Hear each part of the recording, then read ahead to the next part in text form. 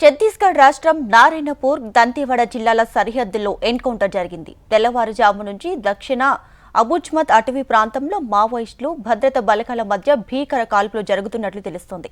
ఈ ఎదురు కాల్పుల్లో భారీగా మావోయిస్టులు హతమైనట్లు సమాచారం.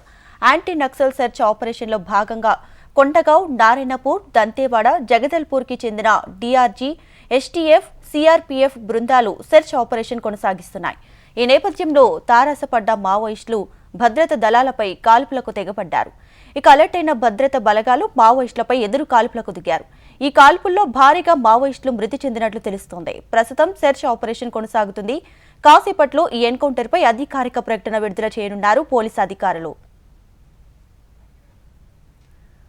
ఇక మరిన్ని డీటెయిల్స్ మా ప్రతినిధి రవికిరణ్ అందిస్తారు. రవికిరణ్, ఛత్తీస్గఢ్ రాష్ట్రంలో ఉన్నటువంటి నారాయణపూర్, దంతెవాడ జిల్లాల సరిహద్దు అటవీ ప్రాంతంలో ఎన్కౌంటర్ చోటు చేసుకుంది.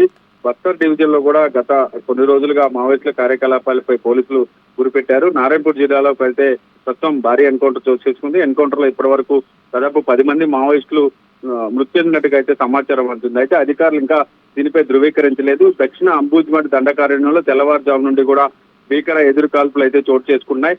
100 మంది మావోయిస్టులు సమావేశం అవుతున్నారన్న నేపథ్యంలో 3 టీముకు సంబంధించినటువంటి భద్రతా బలగాలు పక్కా సమాచారంతో సెర్చ్ ఆపరేషన్ చేపట్టాయి.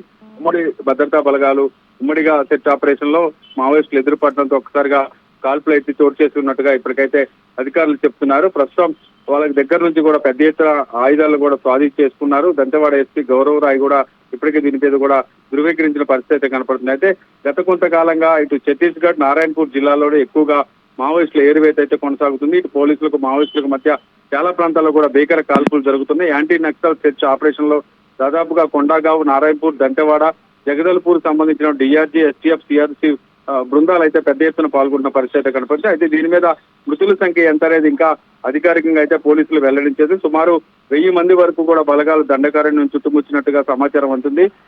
అటవీ ప్రాంతాల్లో పెద్ద ఎత్తున సెర్చ్ ఆపరేషన్ అయితే ఇంకా కంటిన్యూ అవుతుంది. ప్రస్తుతం అయితే ఇంకా జరుగుతున్నట్టుగా అధికారులు అయితే చెప్తున్నారు. ఈ రోజు సాయంత్రం వరకు కూడా మనకి సమాచారం వచ్చే అవకాశం అయితే ఉంది. Right Ravikiran, thanks for the updates.